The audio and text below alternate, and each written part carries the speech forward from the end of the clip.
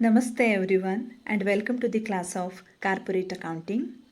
Dear students, we know Accounting Standard 14 recognizes two types of amalgamation. One is amalgamation in the nature of merger and second one is amalgamation in the nature of purchase. In the first chapter, we have discussed about amalgamation in the nature of merger, and in the second chapter, we are going to discuss about amalgamation in the nature of purchase. Accounting Standard 14 also prescribes methods of accounting for the amalgamation. Here two types are there. One is pooling of interest method and second one is purchase method. Accounting Standard 14 ಎರಡು methods of ಅಕೌಂಟಿಂಗ್ಗಳನ್ನು prescribe ಮಾಡುತ್ತೆ. ಮೊದಲನೆಯ method ಅಂದರೆ pooling of interest method. ಇದಕ್ಕೆ ನಾವು merger method ಅಂತ ಕೂಡ ಹೇಳ್ತೇವೆ. ಇದನ್ನು ಯಾವಾಗ ಯೂಸ್ ಮಾಡಬೇಕು ಅಂದರೆ if the amalgamation is in the nature of merger. ಹಾಗೆಯೇ ಇನ್ನೊಂದು ಮೆಥಡ್ ಅಂದರೆ ಪರ್ಚೇಸ್ ಮೆಥಡ್. ಇದು ಯಾವಾಗ ಅಪ್ಲಿಕೇಬಲ್ ಇದೆ ಅಂದರೆ if the amalgamation is in the nature of purchase. ನಾವು ಪೂಲಿಂಗ್ ಆಫ್ ಇಂಟ್ರೆಸ್ಟ್ ಮೆಥಡ್ ಅಥವಾ ಮರ್ಜರ್ ಮೆಥಡನ್ನು ಮೊದಲನೇ ಚಾಪ್ಟ್ರಲ್ಲಿ ಡೀಟೇಲ್ ಆಗಿ ಡಿಸ್ಕಸ್ ಮಾಡಿದ್ವಿ. ಈ ಎರಡನೆಯ ಚಾಪ್ಟ್ರಲ್ಲಿ ನಾವು ಪರ್ಚೇಸ್ ಮೆಥಡನ್ನು ಡಿಸ್ಕಸ್ ಮಾಡೋಣ.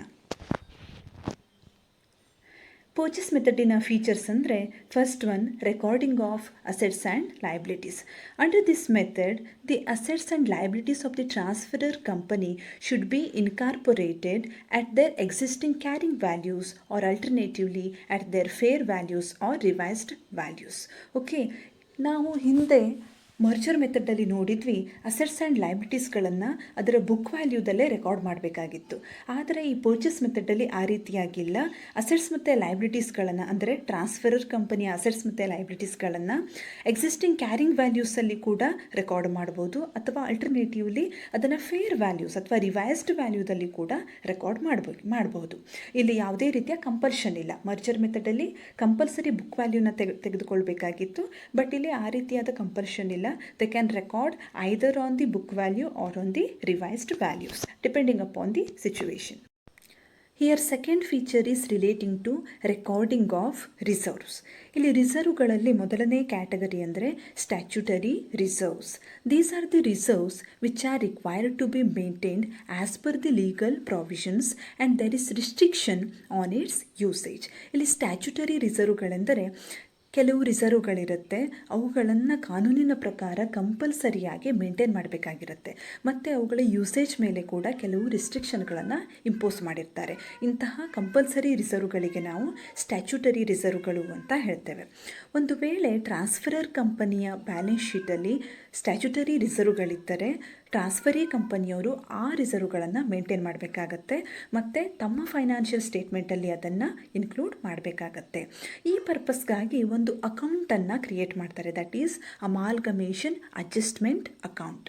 ಸ್ಟ್ಯಾಚ್ಯುಟರಿ ರಿಸರ್ವಿನ ಅಮೌಂಟನ್ನು ಈ ಅಕೌಂಟಿಗೆ ಡೆಬಿಟ್ ಮಾಡಲಾಗುತ್ತೆ, ಹಾಗೆ ಕನ್ಸರ್ನ್ ಸ್ಟ್ಯಾಚ್ಯುಟರಿ ರಿಸರ್ವ್ ಅಕೌಂಟನ್ನು ಕ್ರೆಡಿಟ್ ಮಾಡಲಾಗುತ್ತೆ.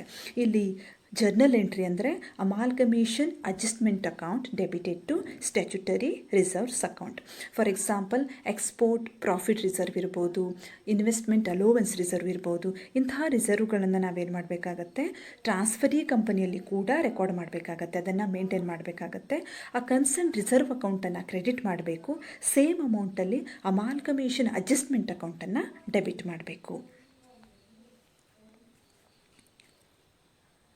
This amalgamation adjustment account is shown on the liability side under the head reserves and surplus in the balance sheet as a separate line item.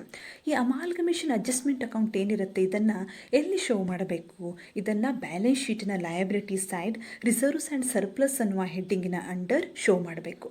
ಆದರೆ ಇದನ್ನು ನಾವು ಡೆಬಿಟ್ ಬ್ಯಾಲೆನ್ಸ್ ಅಕೌಂಟ್ ಅಂತ ಅಲ್ಲಿ show ಮಾಡಬೇಕು.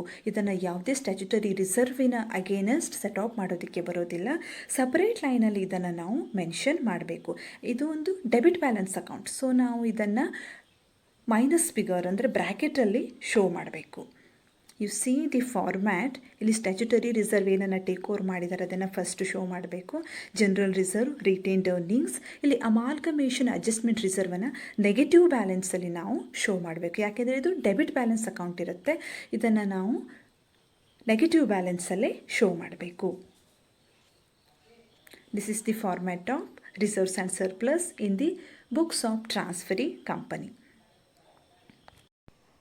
D students statutory ರಿಸರ್ವ್ಗಳನ್ನು ಯಾವ ರೀತಿಯಾಗಿ record ಮಾಡಬೇಕು ಅನ್ನೋದನ್ನು ನಾವು ನೋಡಿದ್ವಿ. ಹಾಗಾದರೆ ಸ್ಟ್ಯಾಚ್ಯುಟರಿ ರಿಸರ್ವ್ಗಳನ್ನು ಹೊರತುಪಡಿಸಿ ಇರುವಂಥ ಇತರೆ ರಿಸರ್ವ್ಗಳನ್ನು ನಾವು ಯಾವ ರೀತಿ ರೆಕಾರ್ಡ್ ಮಾಡಬೇಕು? ಇಲ್ಲಿ ಒಂದು ಇಂಪಾರ್ಟೆಂಟ್ ಪಾಯಿಂಟ್ ಅಂದರೆ ಸ್ಟ್ಯಾಚ್ಯುಟರಿ ರಿಸರ್ವ್ಗಳನ್ನು ಹೊರತುಪಡಿಸಿ ಉಳಿದ ಯಾವುದೇ ರಿಸರ್ವ್ಗಳನ್ನು ಕೂಡ ಟ್ರಾನ್ಸ್ಫರಿ ಕಂಪನಿಯವರು ಇನ್ಕಾರ್ಪೊರೇಟ್ ಮಾಡೋದಿಲ್ಲ. ಯಾಕೆಂದರೆ ಆ ರಿಸರ್ವ್ಗಳನ್ನು ಅವರು ಟೇಕ್ ಓವರ್ ಮಾಡಿರೋದಿಲ್ಲ, ಸೊ ಅವರು ಅದನ್ನು ಇನ್ಕಾರ್ಪೊರೇಟ್ ಮಾಡೋದಿಲ್ಲ. ಓನ್ಲಿ ಸ್ಟ್ಯಾಚ್ಯುಟರಿ ರಿಸರ್ವ್ಗಳನ್ನು ಮಾತ್ರ ಇಲ್ಲಿ ರೆಕಾರ್ಡ್ ಮಾಡಲಾಗುತ್ತೆ. ಯಾಕೆಂದರೆ that is compulsory as per the ಲಾದ ಪ್ರಕಾರ ಅದು ಕಂಪಲ್ಸರಿ ಇರುತ್ತೆ. ಸೊ ಅದನ್ನು ಅವರು ಮೇಂಟೈನ್ ಮಾಡ್ತಾರೆ. ಉಳಿದ ಯಾವುದೇ ರಿಸರ್ವ್ಗಳನ್ನು ಅಥವಾ P&L ಅಕೌಂಟ್ ಬ್ಯಾಲೆನ್ಸನ್ನು ಅವರು ಮೇಂಟೈನ್ ಮಾಡೋದಿಲ್ಲ. The third feature is also relating to this topic only, the balance of P&L account. Transferor ಕಂಪನಿಯವರ P&L ಅಕೌಂಟ್ ಬ್ಯಾಲೆನ್ಸನ್ನು ಇಲ್ಲಿ ಟ್ರಾನ್ಸ್ಫರಿ ಕಂಪನಿಯವರು ರೆಕಾರ್ಡ್ ಮಾಡೋದಿಲ್ಲ. Fourth point is relating to differences between purchase consideration and value of net assets. ನಾವು merger ಮೆಥಡಲ್ಲಿ ನೋಡಿದ್ವಿ, paid up capital ಮತ್ತು purchase ಕನ್ಸಿಡರೇಷನಿನ ನಡುವೆ ಇರುವಂಥ ಡಿಫ್ರೆನ್ಸನ್ನು ರಿಸರ್ವ್ ಅಗೇನೆಸ್ಟ್ ನಾವು ಅಡ್ಜಸ್ಟ್ ಮಾಡಿದ್ವಿ. ಅದೇ ರೀತಿ ಇಲ್ಲಿ ನಾವು ಏನನ್ನು ನೋಡಬೇಕಂದ್ರೆ ಪರ್ಚೇಸ್ ಕನ್ಸಿಡರೇಷನ್ ಮತ್ತು net assets of the transferor company ಇವೆರಡರ ನಡುವೆ ಏನಾದರೂ ಡಿಫ್ರೆನ್ಸ್ ಇದ್ದರೆ ನಾವು ಅದನ್ನು ರೆಕಾರ್ಡ್ ಮಾಡಬೇಕಾಗತ್ತೆ. ಇಲ್ಲಿ ಡಿಫ್ರೆನ್ಸಸ್ಸನ್ನು ಹೇಗೆ ರೆಕಾರ್ಡ್ ಮಾಡಬೇಕು ಅಂದರೆ, ಒಂದು ವೇಳೆ ಪರ್ಚೇಸ್ ಕನ್ಸಿಡರೇಷನ್ ಜಾಸ್ತಿ ಇದ್ದು ನೆಟ್ ಅಸೆಟ್ಸ್ ವ್ಯಾಲ್ಯೂ ಕಡಿಮೆ ಇದ್ದರೆ ಅದನ್ನು ಗುಡ್ ವಿಲ್ ಅಂತ ರೆಕಗ್ನೈಸ್ ಮಾಡಬೇಕು. ಯಾಕೆಂದರೆ ಇಲ್ಲಿ ಲಾಸ್ ಆಗಿರುತ್ತೆ. ನೋಡಿ, for example purchase consideration 5 lakhs ಇದೆ, ನೆಟ್ ಅಸೆಟ್ಸು 4 lakhs ಇದೆ. ಅಂದರೆ ಅವರಿಗೆ ನೆಟ್ ಬೆನಿಫಿಟ್ ಸಿಗೋದೆಷ್ಟಿದೆ? 4 lakh ಇದೆ. ಬಟ್ ಅವ್ರಿಗೆ ಎಷ್ಟು ಪ್ರೈಸನ್ನು ಪೇ ಮಾಡ್ತಾ ಇದ್ದಾರೆ? 5 lakh. ಯಾಕೆ ಅವರು 1 ಲಕ್ಷ ಹೆಚ್ಚು ಪ್ರೈಸನ್ನು ಪೇ ಮಾಡ್ತಾ ಇದ್ದಾರೆ ಅಂದರೆ because of the good will of that company. ಆ ಕಂಪನಿಯ ಗುಡ್ ವಿಲ್ಗಾಗಿ ಅವರು ಎಕ್ಸ್ಟ್ರಾ ಅಮೌಂಟನ್ನು ಪೇ ಮಾಡ್ತಾ ಇರ್ತಾರೆ. ಸೊ ನಾವು ಈ ರೀತಿ ಡಿಫ್ರೆನ್ಸ್ ಬಂದಾಗ ಅದನ್ನು ಗುಡ್ ವಿಲ್ ಅಂತ ರೆಕಗ್ನೈಸ್ ಮಾಡಿ ಡೆಬಿಟ್ ಮಾಡಬೇಕು. ಒಂದು ವೇಳೆ ಪರ್ಚೇಸ್ ಕನ್ಸಿಡರೇಷನ್ ಕಡಿಮೆ ಇದ್ದು ವ್ಯಾಲ್ಯೂ ಆಫ್ ನೆಟ್ ಅಸೆಟ್ಸ್ ಜಾಸ್ತಿ ಇದ್ದಾಗ ಅಲ್ಲಿ ಗೇನ್ ಆಗಿರುತ್ತೆ. For example purchase consideration 5 lakh ಇದೆ, ನೆಟ್ ಅಸೆಟ್ಸ್ ವ್ಯಾಲ್ಯೂ 6 lakh ಇದೆ. ಇಲ್ಲೇ ಏನಾಗುತ್ತೆ? 1 lakh ಏನಾಗುತ್ತೆ? ಗೇನ್ ಆಗುತ್ತೆ, ಪ್ರಾಫಿಟ್ ಆಗುತ್ತೆ. ಆ ಪ್ರಾಫಿಟನ್ನು ನಾವು ಕ್ಯಾಪಿಟಲ್ ರಿಸರ್ವ್ ಅಂತ ಕನ್ಸಿಡರ್ ಮಾಡಿ ಅದನ್ನು ಕ್ರೆಡಿಟ್ ಮಾಡಬೇಕು. ಇದು ಕೂಡ ಒಂದು ಇಂಪಾರ್ಟೆಂಟ್ ಫೀಚರ್. ನಾವು ಮರ್ಜರ್ ಮೆಥಡಲ್ಲಿ ಏನು ಮಾಡ್ತಾ ಇದ್ವಿ, ಪೇಡ್ ಅಪ್ ಶೇರ್ ಕ್ಯಾಪಿಟಲ್ ಮತ್ತು ಪರ್ಚೇಸ್ ಕನ್ಸಿಡರೇಷನಿನ ನಡುವೆ ಏನಾದರೂ ಡಿಫರೆನ್ಸ್ ಇದ್ದರೆ ಅದನ್ನು ರಿಸರ್ವ್ ಅಗೇನಷ್ಟು ಅಡ್ಜಸ್ಟ್ ಮಾಡ್ತಾ ಇದ್ವಿ. ಯಾವುದೇ ಸಪ್ರೇಟ್ ಅಕೌಂಟಿಗೆ ನಾವು ಅದನ್ನು ಟ್ರಾನ್ಸ್ಫರ್ ಮಾಡ್ತಾ ಇರಲಿಲ್ಲ. ಆದರೆ ಇಲ್ಲಿ ಏನು ಮಾಡಬೇಕು? ಗೇನ್ ಆದರೆ ಅದನ್ನು ಕ್ಯಾಪಿಟಲ್ ರಿಸರ್ವ್ ಅಕೌಂಟಿಗೆ ಟ್ರಾನ್ಸ್ಫರ್ ಮಾಡಬೇಕು, ಲಾಸ್ ಆದರೆ ಅದನ್ನು ಗುಡ್ ವಿಲ್ ಅಂತ ರೆಕಗ್ನೈಸ್ ಮಾಡಿ ಡೆಬಿಟ್ ಮಾಡಬೇಕು.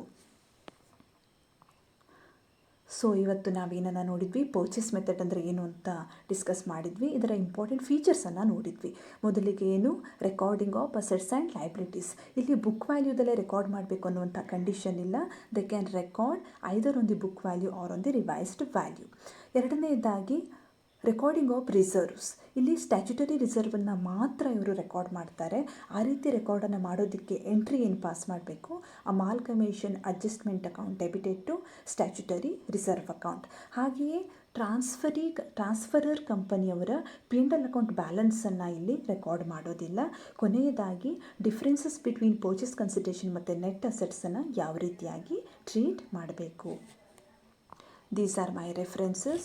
ಮುಂದಿನ ಸೆಷನ್ನಲ್ಲಿ ಭೇಟಿಯಾಗೋಣ. Thank you.